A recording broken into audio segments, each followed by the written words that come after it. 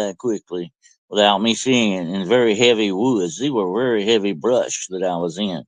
And there was no way. It was just like there 1 second and gone the next. And I've often said it, did he step into the tree, or did he become the tree?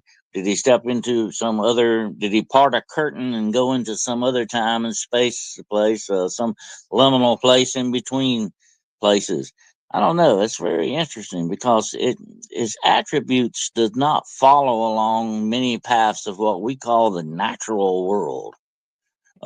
These beings are something I think other than just plain natural. There's something else going on here.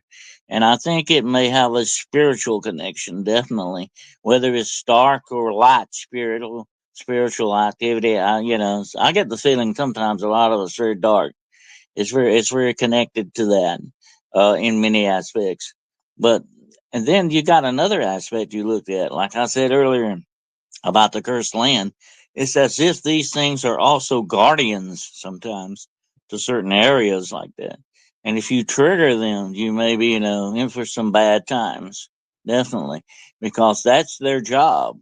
When you put a guardian thing over something to guard and watch over something, it's going to do that. That's what it's there for. And you got to remember, if you activate that, you may have to face the consequences. Yes, that is very true. Do you think these entities then are more guardians of areas, whether that's nefarious or for good purposes, or how do you feel these things are unfolding? I think, like I said, they've been brought forth from the darkness, the spiritual darkness areas of our universe. And they will have a definite dark nature to them, okay?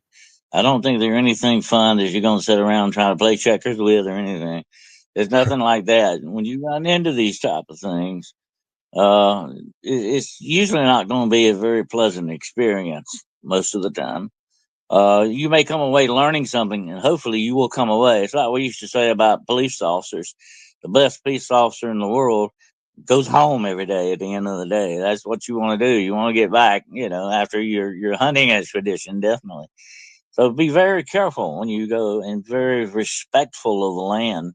And there have been many instances, especially when I knew I was on, Native American land. I would bring maybe, some tobacco and leave it sort of as a gift, or something as a gift like that to the land itself. Not just, saying I was giving it to Sasquatch or Dogman or whatever, but just to the land itself. You learn